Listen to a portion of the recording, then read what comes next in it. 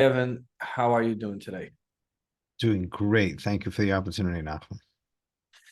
Amazing. All right, thanks for coming. So let's dive in a little bit. And the goal is we're gonna try to just discuss about stuff that you have done in business in the past and things that people can learn of, and it was great stuff that you had told me in the past that I've adapted on my own. And Okay. the first thing is, let's just hear a little bit about how did you go from scaling a business from 0 to 25? Like, how did you build a team? How do you distribute them? Like, how did you do all this? Okay. So first of all, like a lot of people growing up, I didn't really know what I wanted to do. And over time you sort of figure it out. And one of the things that propelled the company from starting from scratch is my initial trust in people. Right? People say like verify but trust, right? Um, Now, trusting somebody is sometimes very challenging, especially if you need to control everything and you need everything to be done your way. But when you give people the latitude to make judgments and you empower them to make decisions on their own, and sometimes it's not going to be the thing that you want it to be, right? But it's good enough. Or sometimes it's even better than the way that you thought you wanted it to be. Or sometimes they make a mistake. But empowering people and knowing that you have their back makes them do a better job. So when we first started out, I remember I had my first employee, the lines of responsibility were very clear. They were supposed to go into the client files and understand, and I was there to support. Okay, if there are any complications, communications with the client, but to actually do the day-to-day work, that wasn't my responsibility. That was that individual's responsibility. And it's sort of like you're juggling a few balls in the air because from the sales channel perspective, which we'll talk about a little bit later, right? The more things that come in, the more people you need to service those clients. And very quickly, we identified a really good path to getting clients, right? I don't think it was more the traditional way. We weren't going to industry conferences or Google AdWords or anything like that. We did it very strategically. And the way that we did it was because my background is Big Four. I started at Deloitte, financial services. I was familiar with the corporate America environment. Actually had some friends that were working at some very large accounting firms, in addition to Deloitte, PwC, um, Ernst and Young, not so much KPMG. But then, like, the second tier, Cohn Resnick, Mazars, Eisner Amper, Witham Smith and Brown. I don't know if you're all familiar with some of these names, but these are all top 30, top 40 firms. And I started talking to people. And the more I got to speaking to them, I realized that there was a gap. And the gap was they want to do tax work, they want to do attest work, audits, consulting, but they need to have a good set of books to work with. And they weren't getting that with some of their clients. Now, you may find that to be surprising if they're working with these big firms. But, there are certain clients that firms take on for because it's, a larger client has a smaller business that they want them to take care of and they want it under one roof. Or there are independence issues. Whatever the case is, we found a niche, um, which I didn't really think was as prevalent as it wound up being. And that's really what we were trying to, I don't want to use the word exploit in a bad way, but in a very positive way, just to take advantage of an environment and the relationships that I had. And then, you do a good job with one person, world travels. So in the business that we're in, similar to a doctor or a lawyer, you're not going to just Google a doctor's name to see if you want to use them or No, not. I've seen that firsthand. Most people don't like they wanna really have like a relationship. Like they wanna do their research and It's a make sure that trusting, it's a they're trusting trusting. relationship. You And call, and you ask your friend, who did you use or something like that, right? Then you yeah, want to verify, you can verify, for other information. But that initial hook is coming from a trusted source. right. Okay. And I If would let's I say, would emphasize on that a lot because I've seen so many times where, meaning in my own business as well, that a lot of accountants, like, they want to grow their business and they're always like they're not sure how to do it. Like, they try to go to shows, they try to run ads, they try to run stuff. And what I would say is you have to understand where your core business comes from, and then you have to focus there. And if your core business comes through relationships And then you have to spend more time on building those relationships and getting more business on those relationships to scale your business. And that's exactly what you did. Right. So Getting just those to relationships. piggyback off that, right? You know, we call them cold calls, right? You have someone sitting on a phone calling every exterminator in the country because you want to do bookkeeping for exterminators or whatever. Okay. Or you want to sell them whatever they use, right? So that's cold. That's a cold intro, right? We're not in a cold business. We're in a warm business. We're in a business that by definition has trust. You can't, if you're doing tax work, right? You can't go to a guy and say, okay, I want to do your tax return. And the guy's like, well, I don't want to show you my books and how much money I made. Well, then you can't do the tax work, right? That there is that Mm. same thing in the legal profession, right? Or a doctor. So you have to find those influencers. I know that term has been hijacked, but you have to find those influencers that are already trusted by the potential client. And through that, you already have a warm type of a lead, right? It's more meaningful. So let's say someone on the flip side, someone calls you for a referral for something, or you've identified that somebody needs, I don't know, life insurance, right? You giving them a name of a life insurance broker is more meaningful than them Googling, I need a life insurance broker. Okay. So there are many opportunities for referrals back and forth. The key is that clients recognize you as a trusted, I wouldn't even say advisor in our business because we get really into the guts of what's actually going on for many of our clients. You know, it's a trusted partner. Okay. Yes, we're not responsible for the operations or the sales of the company, but you know, we want to be there side by side with you to give you the proper information and the proper guidance should you ask us so that you can make the right decisions, right? We don't make decisions for you. We don't get paid enough to do that, right? It's your business. But at the end of the day, there is a reliance on what we're providing. And if it can be explained properly to the client, it can be quite meaningful. No. Um, It so sounds, it that's sounds pretty amazing of what you're saying, and I think that people should really like focus a lot on building relationships and building trust, and that's, I think in the professional world, is definitely, as you mentioned, that's really where, you know, a lot of business comes from. it does. But if a And let person me wants let to me ask you, scale how even did more, you, so you got your first, let's say 5, 10 clients, but how did you like pull it off to 25? You know, that's quite a number. Meaning, sorry, not employees, 25 employees. So I'm assuming you have, let's say one, you know, I guess sometimes you have one client that can take up a few employees, and sometimes you have one employee that can handle a few clients, but depends the size of the business. But, you know, going out, being in the accounting industry, going out, you know, getting business is one thing, getting one employee, having a few accounts is one part, but going up to 25 employees, you know, that's quite a milestone. I'm not gonna lie, it's a challenge. I mean, it's more difficult to find good people than it is to find good clients. Um, Yeah, no, that and that and that is and also. they are the assets, they are the engine. So when you have a culture that you set up, again, I'm not going to take credit for everything because that would be foolish. Um, but when you set up a culture of I care about you, I have your back, right? That permeates throughout the organization. So yeah, we have different what we call them different pods. We have, you know, we call them account managers and senior account managers, and then we have someone above Right, but that. at what point, let's say you started off, did you rather start off with a big team, or did you have, let's say, one person coming and do the day-to-day work, and then let's say No, we when you scaled. hired an account manager, like, So we scaled one by one. Okay.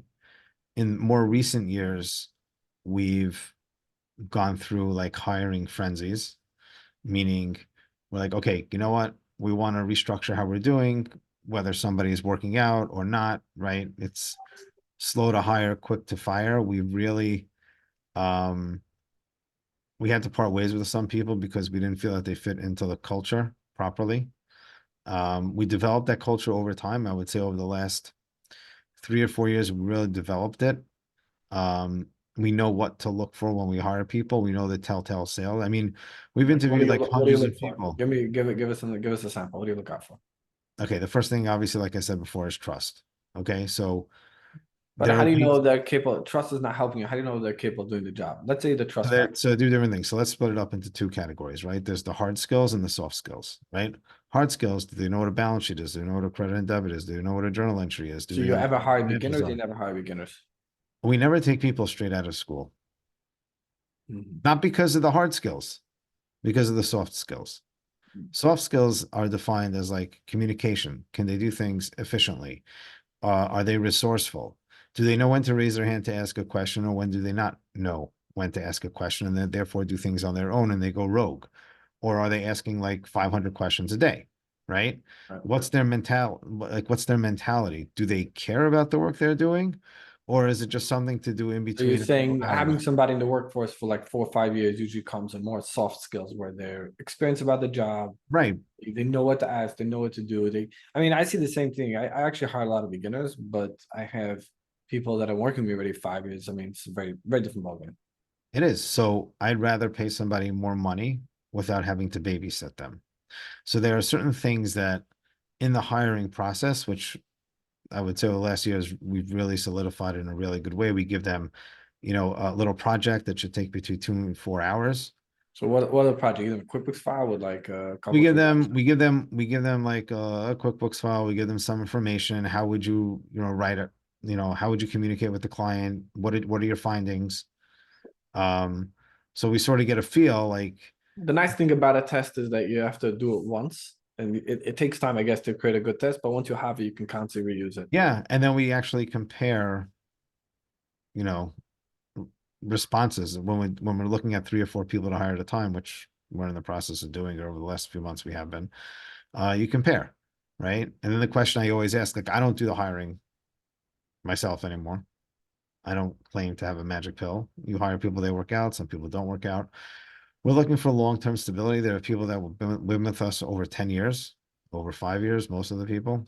And they stay and they're here because they value being here. They want to learn.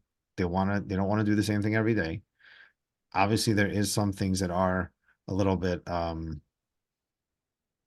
are repetitive. Other things are not. Some people like to do more repetitive things. Some people don't, right? You have to find the right person for the right seat that you want them to be in. But overall, let's say giving somebody a test or right, a test, it scares a lot of people away, which is fine Yeah, but because it's then we good don't have to waste because we don't have to waste their I time and our I time. try the interview process. I try not to. I try to be more to the rough side than the nice side. I don't try to play like I don't say when I interview somebody. I don't say like, oh, it's just gonna be easy. I'll be here to help you. I'm like, no, your responsibilities are gonna be ABC. You're gonna have to do everything, and I try to scare them a little. And if they come back after getting scared, I know they're like, okay, they're ready for the challenge. They're ready to figure things out on that side. Right. So I can't scare everybody away. And sometimes people are intimidated. Like, meaning you always have to know your audience. So Yeah, but I had it the other way around. I had it where I was too easy, and so we this did, so gets we did that a little them. bit differently. So, you know, talking about being a remote workforce. So one of the things that we say is, I'm not your babysitter. We expect A, B, and C from you. Outside of A, B, and C, you have free reign to do whatever, right? You have to make sure that, there are expectations that we have. In the past, we were more loose about that. And it came to bite us a little bit because people, I don't want to say took advantage because they were all, except one situation over 10 years, we had someone that did take advantage. Um, it wasn't as functional as we needed it to be, meaning we needed more structure. And we developed that structure, and now we're very clear on what What the does that structure look like? What's the idea of it? meaning I give I don't expect everybody to be available from 9 to 5 or 6 or whatever it is. But there has to be a 4 hour period during the day where everybody's working at the same time. Okay. Which means if you have a call or there's a team call or I need you or whatever the case is, now that's valuable, right? Not chaining somebody to the desk, automatically they feel that I trust them. Okay. Now, it depends, like it's very subjective, right? If you're working on a team and you're a few people on a client and they have to work together and coordinate, that doesn't work, right? If you're working on an individual client, which doesn't need that much oversight, right? Then that does work. So it's very subjective. It's not like across the entire spectrum of the company that it's the same.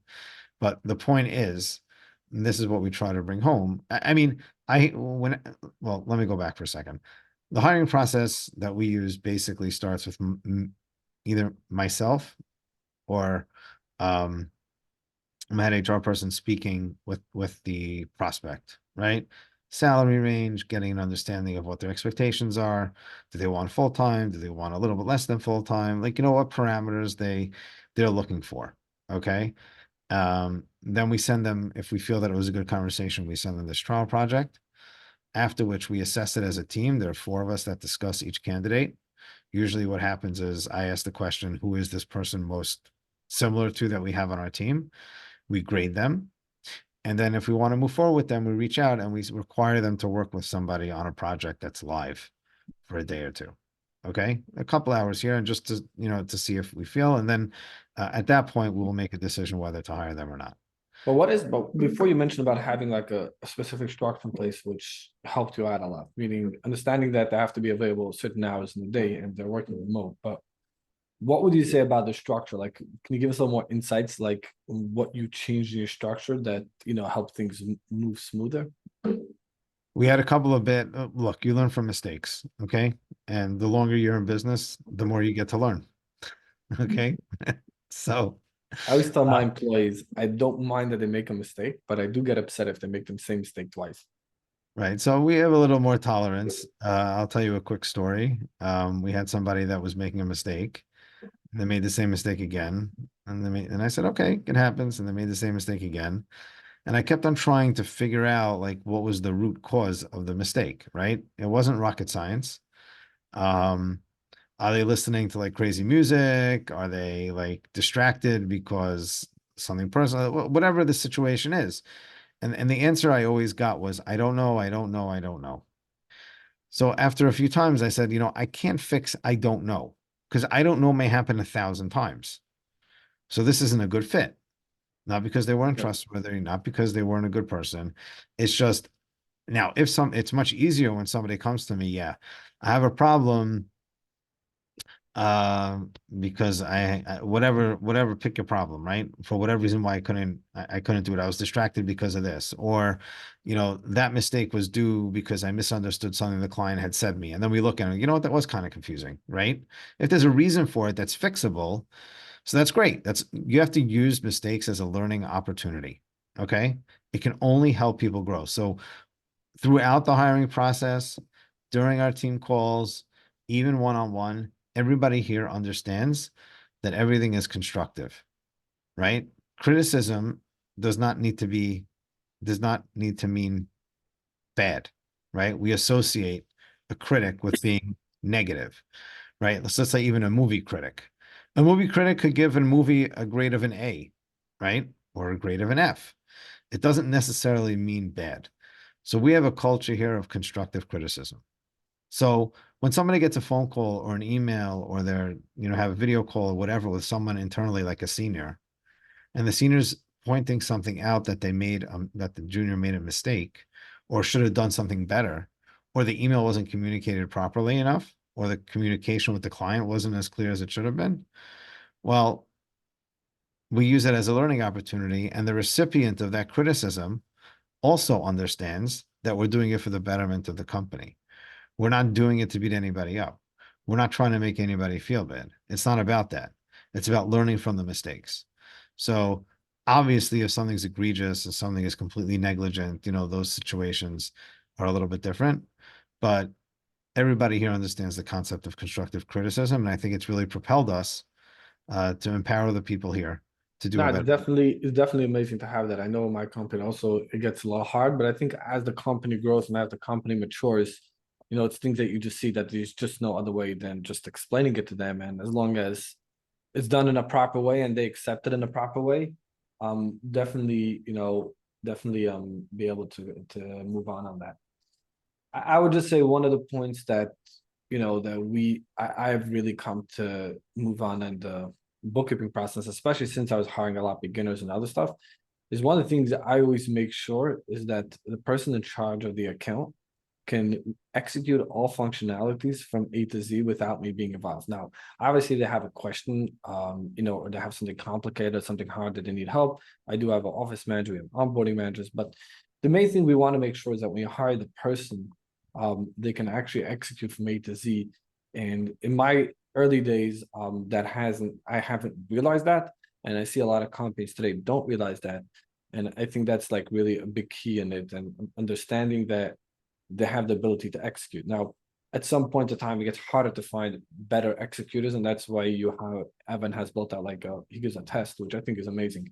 I mean, I do that for when we hire programmers on the software side, we always give them a test. It's probably the best thing. Like we can interview 20, we have 20 applications and we give all 20 a test. 15 of them won't even respond. And then 2 of them will ask for extensions. We'll tell them not really. And then like 2 or 3 will come back at the end, and then we'll like we'll read their code, see how they wrote it, see what they did. And that really proves a lot. And a lot of times also what I do is on the interview, I will also ask certain accounting questions, and not necessarily will I expect a response, but I would try to understand, how they respond to it, to understand their thinking of it, and see like also how they take it and how they go from there. Okay, so we're gonna move on more to the our next topic is we want to discuss more about of keeping employees engaged. So I know in the accounting industry, you actually said it before a little bit. You said it like the work is repetitive. It's a challenge because if you give somebody to do repetitive work, or like certain type of work, they get burnt out. And the question is, how do you maintain such a big workforce and constantly keep on maintaining the employees? You want to keep them motivated, you want to keep them engaged, you want to have them be on top of their work and not just falling out and still staying in the loop. What is your key to on doing that? So one of the things that we've implemented is we have these check-in calls, right? So each senior has, let's say, 5 people under them. Okay. So every week they need to check in with their team. Okay. And there's a prescription about how we check in. That's checking in is more like, I would say, more accountability. But is there anything you do more like engaging, let's say we have times where we have, let's say once a month, we take the girls out to lunch. Like we have like a little No, so project. that's kind of hard to do because But you're remote, we're right? all over the place. But So for how a do you while, excite what them we did, about their work? Like how does that how do no, they we do find times when there are people that are closer together. We do find times in order to, go to a brunch or something like that, or a dinner. We do find times. It's never happened with everybody because that's quite impossible, but we'll maybe make, for this group, we'll make an event, or that group will make an event. If, let's say, um, everybody knows that if someone has a baby on our team, they get a baby blanket with the name of the baby on it. Okay. Just, but to keep people more engaged, or again, there are different types of people. Some people want a challenge. Some people are very complacent and they're just happy to do what they do every day, right? So we have to identify who's who. That also helps us assign clients, right? Now, it's our preference that people want to grow. Okay. Most of the senior people that we have grew up within the company to be reviewers of work of junior people. Okay. And we want nothing more. And I tell that when we hire people, we want you to be here for a long time. We want you to grow. You don't have experience in non-for-profits. You want to learn about non-for-profits, we'll put you on a non-for-profit client. You don't know anything about inventory e-commerce, we're going to put you on that client if you show a willingness and a desire and a capability that you're able to do it. Okay. So because we service many different industries, there are many opportunities for people if they want to raise their hand and say, oh, I would like to learn about it. Or the senior identifies them as like really good, right? And feels that, you know what, I think they'd be really good working on such and such a client. In addition to that, what we've done is we'd have, let's say, we call them, I mean, everybody calls them like these hacks, right? Whether it's Excel or using AI or other types of tools where people would benefit from. So we'll have like a team call for a half hour. We used to do it every other week. Now it's maybe once a month. Hey, this is what I found. And we'll have someone on the team present to everybody else. I found the following. I think it would be helpful if we shared it with you. Now we also have like a central command where, one of the most crucial people on the team, she is the primary communicator with everybody. okay? And she demands accountability and responsiveness from everybody on the team. When an email goes out, please be careful about such, like we migrated from Google to Microsoft 365, okay? That was like a year and a half ago. Why was that? Why was that better? We felt that we were using Dropbox and Google, and we wanted everything under one roof. We wanted to start using Teams instead of Zoom, and you know, even with the browser, there are a lot of great features that we felt was appropriate for as we grew the company. Um, I don't know if it came out any less expensive, but that wasn't really the Oh, driver well, for like it. what was I saw a few companies switch over. It's like any core feature. I mean, I'm still on Gmail. I'm using Google, and Well, I from actually from the admin perspective, the Google is a little bit easier to maintain. Um, but there's Azure, there's OneDrive, there's SharePoint, there's all right. the But what was the like? What was the core benefit you saw in 365, not in Google? core benefit that we found was everything under one roof. Yeah. Okay. Mhm. Because first of all, we also saw a lot of people migrating to Teams, okay, instead of Google Video. A lot of clients were using Microsoft, so that was an easier way. Um, it also has to do with, again, OneDrive versus Dropbox, more in SharePoint, right, which is a little bit different. Um, let's say You can also do Google sharing Drive. documents, you could do it on Google Drive too, but Right. most of the clients, the larger companies that we dealt with, they didn't feel comfortable in that environment, and they were already in the Microsoft environment, so That makes sharing sense. files on OneDrive or other thing became a lot easier. Okay. Mhm. um It's mainly for your larger clients that like OneDrive. what It's mainly for your larger clients that like to use primarily, I mean, OneDrive. again, we gotta, and we felt that it was a move No, because upward, I've seen recent companies switching, but I haven't. but that's why. What were we up to? Oh, Oh, the testing and going we're talking through. about engagement, having employees engaged. Oh, You're having saying it that you have engaged. So, like people, speak to them once a week. You have people reviewing people. I mean, from what I'm understanding is basically that people come into the small, come in more like you don't take really beginners. We take people working already for like 3, 4 years, and then they work their way up as a senior throughout the company, and they work, to kind of, to meaning they're looking forward and looking to grow in the business, and that's really what keeps them engaged. But I've spoken to a lot of people, and I've heard from people coming, people. I just actually hired somebody who left a different accounting firm.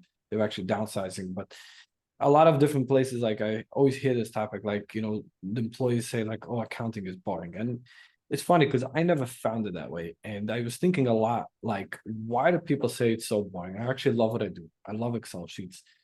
And I really, what I came to realize a lot is that, and this is what I do, is I bring all my employees onto the customer call. So let's say before I had a call with one of my customers, we went over the monthly report. Now, when we go to the monthly report, technically I can it's these two parts that we do. Number one, we review the books. Number two, I'll also give them like certain advice. They'll ask me certain questions, like, oh, how do things look? Should we, how's this moving? How's that moving? And that's usually something they would want to hear from me or from one of my senior people. But I always bring the bookkeeper on the call, and for two reasons. Number one, if I ever have a question, I don't want to have to say, "Oh, I'll get back to you," because then I just have more work. So I have the bookkeeper on the call, right away answer questions. The other thing is the bookkeeper sees how the client responds to it. So the next time they do the work, they think twice. This client actually did not like it last time, so they get the feel. But one of the things what I've noticed a lot is that when someone just does like data entry, just does bank reconciliations and doesn't get to see the end of the day, like they don't see the P&L, they don't see the balance sheet, then they feel like they're just like doing, they just feel like a robot. If all day they're doing is downloading bank feeds, importing it to QuickBooks and doing reconciliations, then at the end of the day, they feel just like a robot. If you take the employee and you include them on the end results, number one, it opens up their eyes. They understand when they make a mistake, why they're making that mistake. They understand like that mistake has an effect on the balance sheet. And like I once had a mistake of a client. We made a P&L, we were offered over. We forgot to delete a certain transaction, and that caused an overstatement of over $100,000 in income. And the employees saw that. We rather took I caught it, but like the next time they didn't make such a mistake again because they understand at this point with the consequence, it's not just another invoice, it's technically ruining the whole business. uh right. So there's a risk whenever you're trusting people to do the work. You can't review every transaction, but that's one of the reasons. And exactly what you described is one of the things that the senior does with with the people underneath them during those check-ins every week, and identifies the importance of what leads to what, right? Right. So yes, we review with them the ramifications and the consequences of some of the things that they're doing, especially when an issue comes up.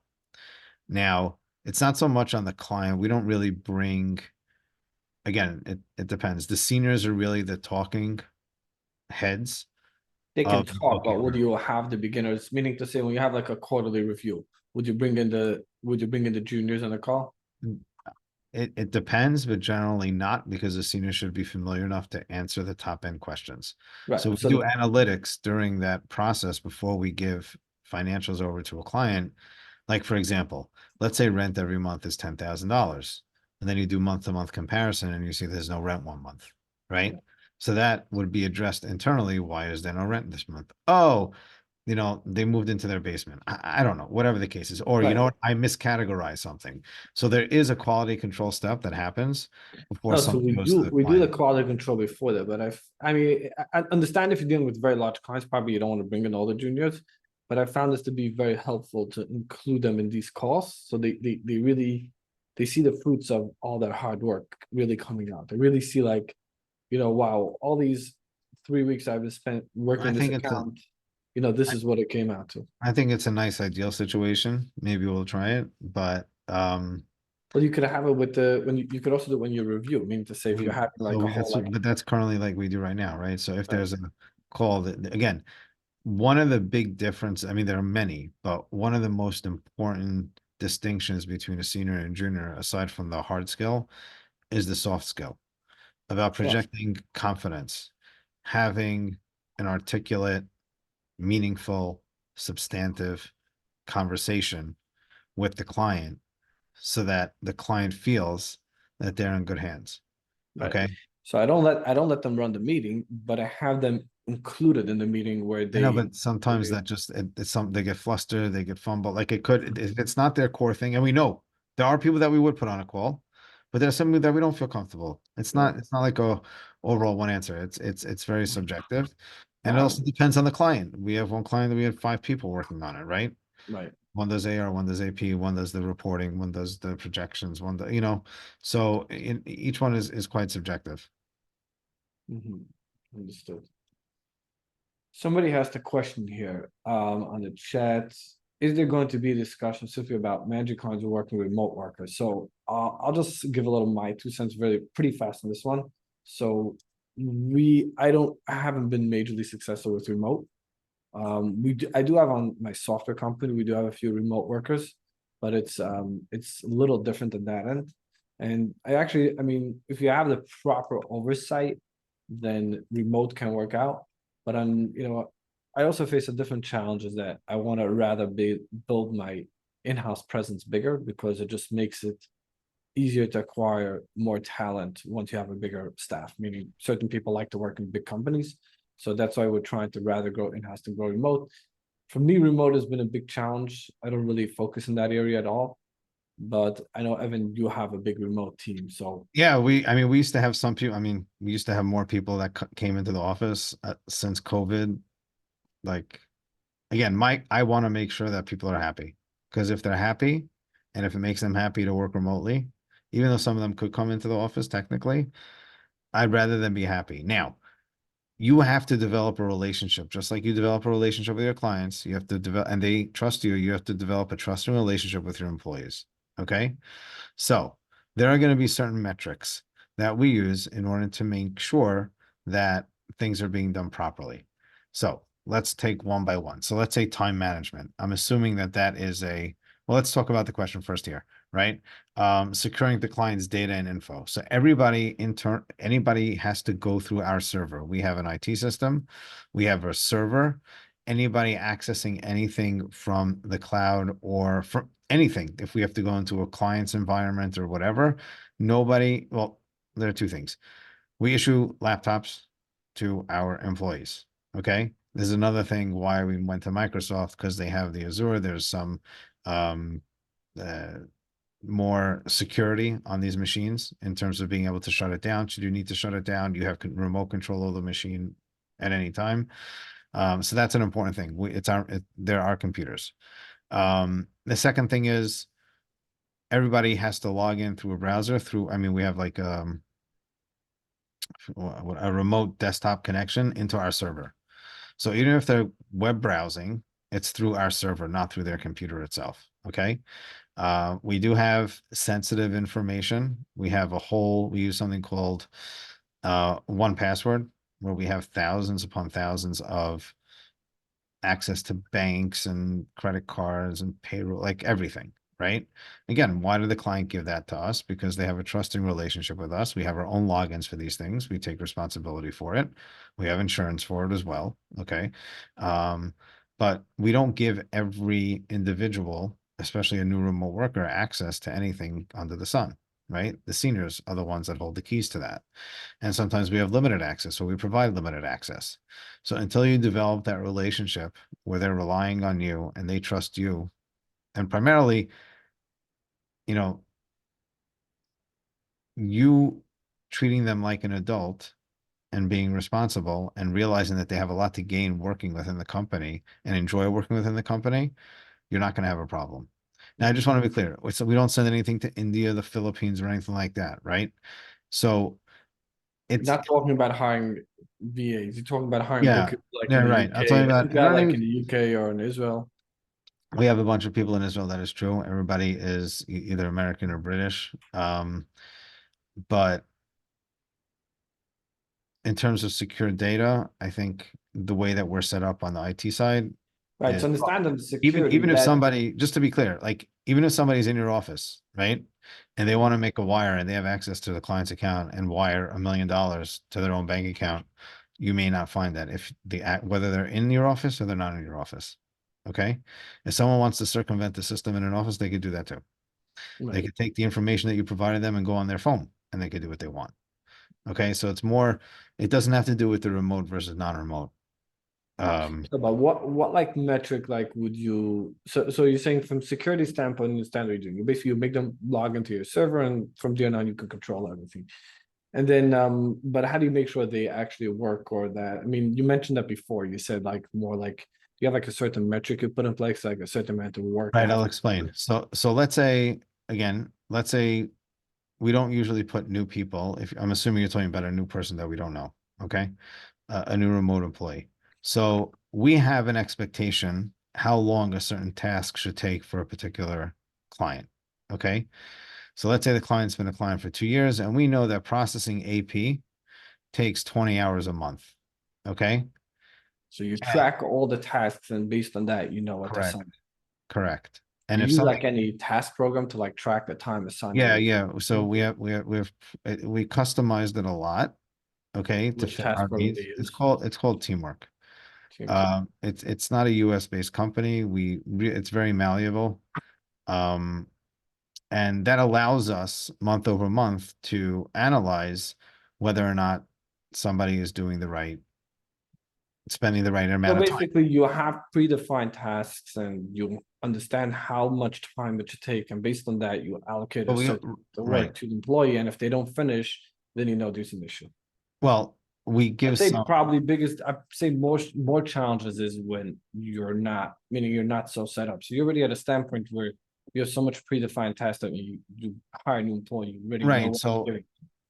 right. So the challenge is that not everybody's the same, right? So it may Yeah. take Rachel 2 hours to do something, but it may take Rebecca 3 hours to do it. Mhm. That's okay.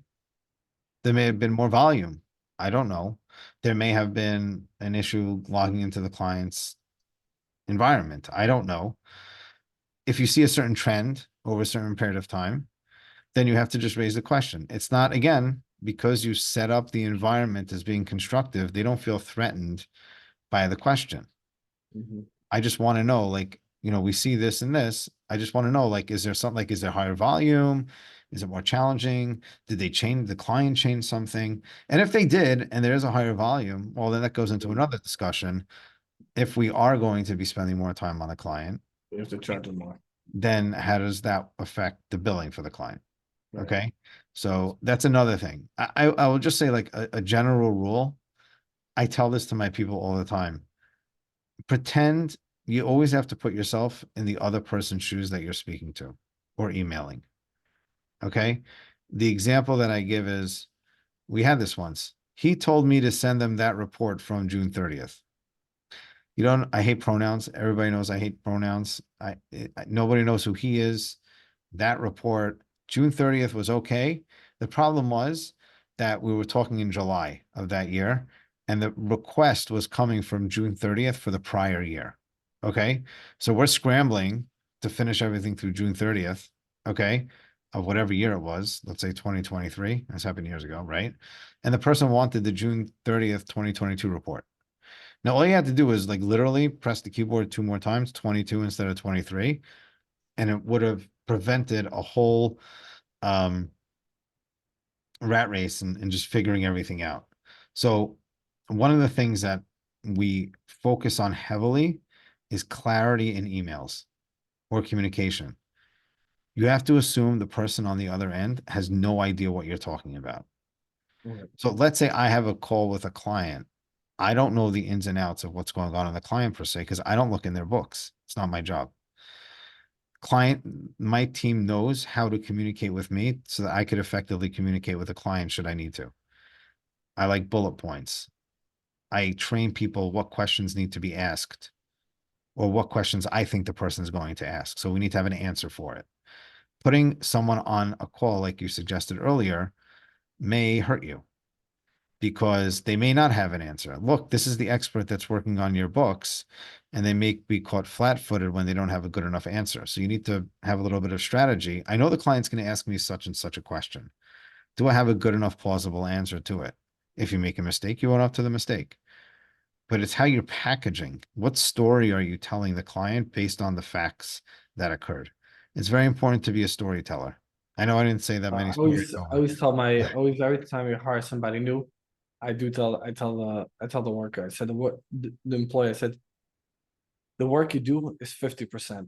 I said, communication is the second half. And if you don't properly communicate, it's just not, it's just not going to be effective. Right. I'll So, give like one little example. Like I've had many times issues where we try to process payroll, we can't process. So we don't do payroll in-house. We always use payroll companies. And gone through various different payroll companies. But let's say, for example, I had recently, we were using a new payroll company and there was some issues going on with it.